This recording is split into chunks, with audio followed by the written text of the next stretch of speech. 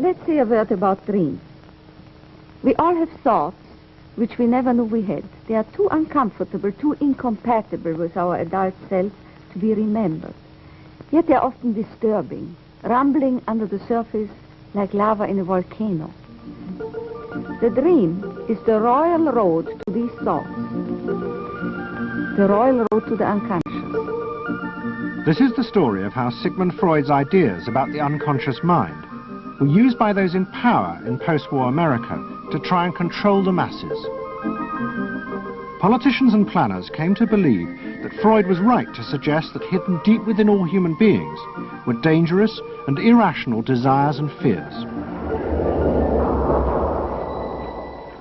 They were convinced that it was the unleashing of these instincts that had led to the barbarism of Nazi Germany. To stop it ever happening again, they set out to find ways to control this hidden enemy within the human mind.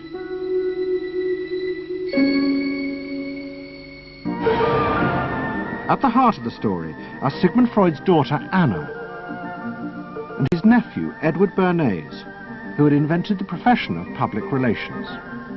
Their ideas were used by the US government, big business and the CIA to develop techniques to manage and control the minds of the American people. Those in power believed that the only way to make democracy work and create a stable society was to repress the savage barbarism that lurked just under the surface of normal American life.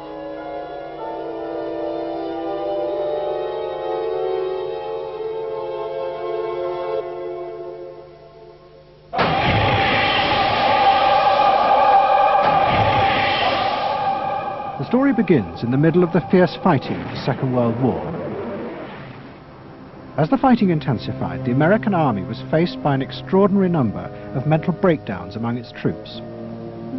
49% of all soldiers evacuated... It says here on your record that you had headaches and that you had crying spells. Yes, sir. I believe in your profession is called nostalgia. In other words, homesickness. Yes, sir. Mm-hmm. It was induced when, shortly before the war, I received a picture of my sweetheart. Yes.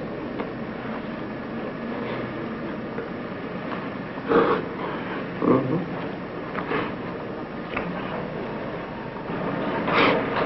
I'm sorry, I can't continue. That's all right. It was the first time that anyone had paid such attention to the feelings and anxieties of ordinary people. At the heart of the experiment were a number of refugee psychoanalysts from Central Europe. They worked with American psychiatrists to guide and shape the project. When I first came to America, I worked in the psychiatric service with soldiers trying to rehabilitate them. And I traveled in the train from the East Coast to the West Coast.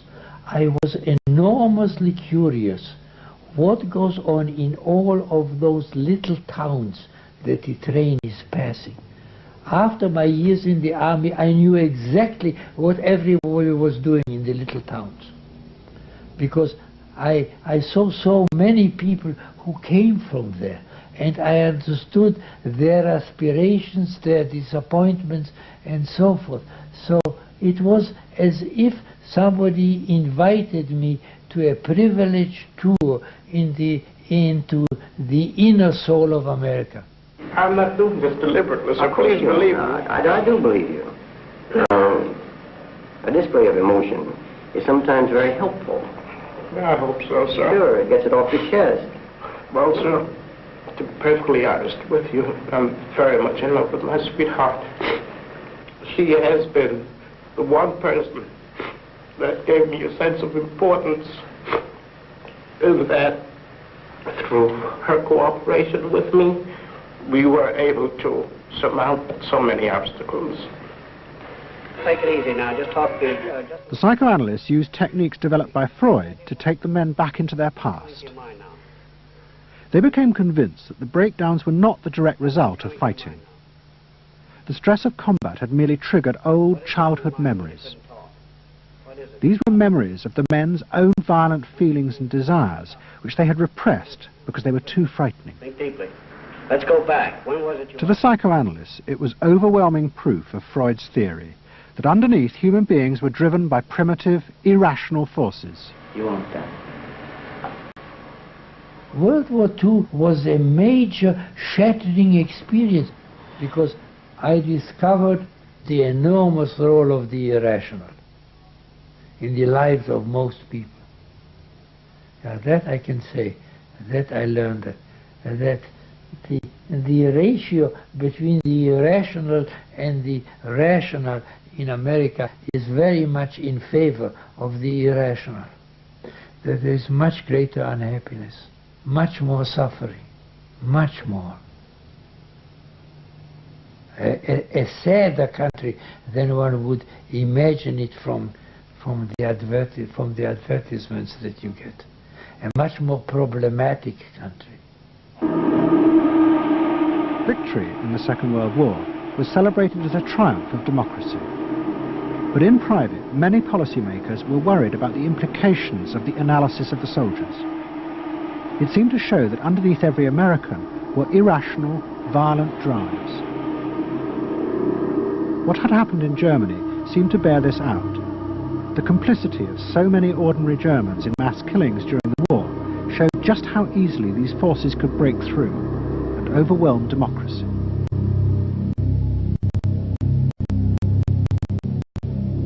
Planners and policymakers had been convinced by their experiences during World War II that human beings could act very irrationally because of this sort of teeming and raw and unpredictable emotionality, the kind of chaos that lived at the base of human personality could, in fact, infect the society, social institutions, to such a point that the society itself would become sick. That's what they believe happened in Germany, in which the irrational, the anti-democratic went wild. Well, it was a vision of human nature as incredibly destructive, and they were terrified that Americans would in fact behave that way, or were capable of behaving that way, and they wanted to avoid a rerun of that. So what is needed is a human being that can internalize democratic values so that they are not shaken with the storm. And psychoanalysis carried in it the promise that it can be done. It opened up new vistas as to how the inner structure of the human being can be changed so that he becomes a more vital, free supporter and maintainer of democracy. Psychoanalysts were convinced they not only understood these dangerous forces, but they knew how to control them too. They would use their techniques to create democratic individuals, because democracy left to itself failed to do this.